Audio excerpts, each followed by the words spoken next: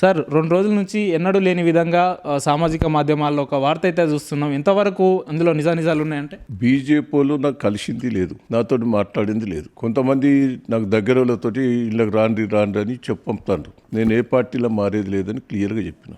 కాంగ్రెస్లో పోను, బీజేపీలో పోను. ఒకటే టీఆర్ఎస్ పార్టీ మళ్ళా పుంజుకుంటుంది. నాకున్న రాజకీయ అవగాహన. ఆ రోజు నేను తెలుగుదేశం పార్టీ కూడా వదిలిపెట్టే పరిస్థితి లేదు. చంద్రబాబు నాయుడు చేతులు ఎత్తేసి ఆంధ్రాకు పోయిండు. ఇక్కడ ఘోరమైన పరిస్థితి ఉన్నది. ఎమ్మెల్యేలందరూ కూడా నన్ను పోర్ట్ చేసిండ్రు. మనం అందరం కలిసి పోదాం అంటేనే పోయినాం. ఇక్కడ పరిస్థితి ఘోరంగా తయారైంది. కానీ ఇలా టీఆర్ఎస్ పార్టీకి ఎమ్మెల్యేస్ ఉన్నారు, బలం ఉన్నది. జిల్లా పరిషత్ చైర్మన్లు ఉన్నారు, ఎమ్మెల్సీలు ఉన్నారు, రాజ్యసభ సభ్యులు ఉన్నారు, ఎంపీలు ఉన్నారు. పార్టీ పటిష్టత ఉన్నది. కేసీఆర్ గారు చేసిన స్కీమ్స్ కూడా అద్భుతంగా ఉన్నాయి. ప్రజలు రియలైజ్ అవుతారు. నాకు తెలిసిన కాడికి తప్పకుండా కేసీఆర్ గారి నాయకత్వమే వాళ్ళ ముందుకు పోతుంది. నేను ఏ పార్టీలో పోయేది లేదు. ఈ పార్టీనే కాపాడుతా. నన్ను నమ్ముకున్న కార్యకర్తలకు అండదండలు ఉంటా. మన కార్యకర్తల మీద కానీ నా మీద కానీ ఎన్ని కేసులు పెట్టినా ఎదుర్కొందాం సిద్ధంగా. నీ కేసు మీ నియోజకవర్గంలో మిమ్మల్ని నమ్ముకున్న మీ రాజకీయ అభిమానులు కావచ్చు, వ్యక్తిగత మిమ్మల్ని మీ కార్యకర్తలు కావచ్చు, రాష్ట్ర స్థాయిలో ఉన్న మీ అభిమానులంతా కూడా ఈ వార్తను చూసి 2 రోజుల నుంచి ఆందోళన చెందుతున్నారు. వాళ్ళకి ఏం చెప్తారు? ఆల్రెడీ మెసేజ్ ఇచ్చిన. మళ్ళీ కూడా మీ ద్వారా కూడా మా కార్యకర్తలకు, ప్రజలకు, సానుభూతి పరులందరూ కూడా ఈ మెసేజ్ ఇస్తున్నా. పార్టీ వదిలిపెట్టిపోయే ముచ్చట లేదు. నా మీద కేసులు రాజశేఖర రెడ్డి పీరియడ్లో కూడా విపరీతంగా కేసులు పెట్టారు.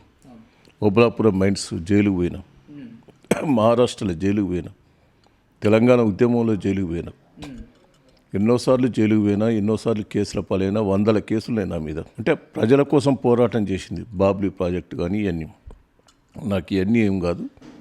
ప్రజల కోసం పోరాటం చేస్తా. ప్రజల మనలు నాకు ఉంటాయి.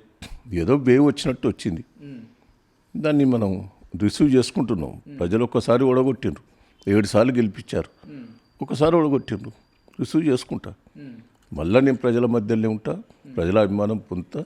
తప్పకుండా నాకు ఆశీర్వాదం దొరుకుతుంది. మీరు చెప్తున్నట్టు అధికార పార్టీ ఉద్దేశపూర్వకంగా పెట్టే కేసులకు మీరు ఎదుర్కోవడానికి సిద్ధంగా ఉన్నారా రాబోయే రోజుల్లో? అన్నిటిలో ఎదుర్కొందుకు సిద్ధంగా ఉన్నా. నాకు ఇది అలవాటే.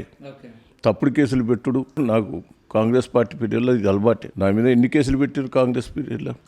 మైనింగ్ కేసు, ఓబలాపురం, జక్కులుద్దీన్ దగ్గర కేసు, ఇట్లా మహారాష్ట్రలో కాంగ్రెస్ పార్టీ ఆవిడ కేసులు పెట్టింది. ఇక్కడి నుంచి అప్పుడు రాజశేఖర రెడ్డి పోర్ట్ చేసి పెట్టించు. జైలుకు పోయినా, పోలీసులు కొట్టిండ్రు. ప్రజల కోసం మనం ఏం వ్యక్తిగతంగా తప్పుడు పనులు చేయలేం. తప్పుడు పనులు సృష్టించి వారు కేసులు పెట్టినా ఎదుర్కొందాం సిద్ధంగా ఉన్నాం. మీ పార్లమెంట్ స్థానంలో కూడా ఆరూరు రమేష్ గారు లాంటి వాళ్ళు కూడా బీజేపీలో వెళ్తూ ఉన్నారు. లేదంటే ఇప్పుడున్న పరిస్థితులకు మీరు ఏం చెప్పదలుచుకున్నారు? నాయకులు డిస్టర్బ్ చేసినంత ప్రజలంతా తొందరగా డిస్టర్బ్ కారు. ప్రజలు ఇప్పుడు చూసాం కదా, నీళ్ళు లేక ఇబ్బంది పడుతున్నారు, రైతు బంధువు లేక ఇబ్బంది పడుతున్నారు. ఒక్క స్కీమ్ ఇంప్లిమెంట్ చేయలేదు. ఇండ్లు ఇస్తామన్నారు, ఇండ్లు ఇవ్వలేదు. పెన్షన్ ఇస్తామని ఇవ్వలేదు. తులం బంగారం ఇస్తామన్నారు, ఇవ్వలేదు. ఏది ఇవ్వలేదు. ప్రజలు ఎట్ట నమ్ముతారు? ఏం చెప్పదలుచుకున్నారు సార్? 100 రోజుల పాలన మీద 6 గ్యారెంటీలు, 100 రోజులు. 6 గ్యారెంటీలు కూడా ఏది ఇంప్లిమెంట్ కాలేదు. ఏదో ఉత్తుత్తే 2-3 చేసిండ్రు. తత్తిమే అసలేని ఇవ్వలే. కేసీఆర్ చేసిన స్కీమ్సే కంటిన్యూ చేసేందుకు ఇబ్బంది పడతాను. రైతు బంధు ఇస్తలేరు, లేదు. రుణమాఫీ ₹1,00,000 ఆయన మాఫీ చేసిండు 80%. దాన్ని పూర్తి చేసే పరిస్థితి లేదు. ఆయన చేసిన స్కీమ్సే మధ్యలో ఆపారేసిండ్రు. ఏ కొత్త స్కీమ్స్ వాళ్ళు పెట్టే ఆలోచన కూడా లేదు, పెట్టారు కూడా. పార్లమెంట్ స్థానం గెలిపించుకుంటారా? వరంగల్ పార్లమెంట్ స్థానం మీ ఆధ్వర్యంలో తప్పకుండా గెలుస్తుందనే నమ్మకం, నాకు విశ్వాసం ఉన్నది. ప్రజలు రియలైజ్ అవుతున్నారు. తప్పకుండా ఏంది, పంటలన్నీ ఎండిపోయినాయి. వాళ్ళ ప్లానింగ్ లేదు సరిగ్గా. నీళ్లు ఉన్నాయి రిజర్వాయర్లో, దాన్ని ఒక ప్లానింగ్ తోటి వదిలిపెట్టలేకపోతున్నారు. 100% ఫెయిల్ అయిండ్రు. తప్పకుండా మళ్ళీ ఎంపీ బీఆర్ఎస్ టీఆర్ఎస్ పార్టీ గెలుస్తుంది.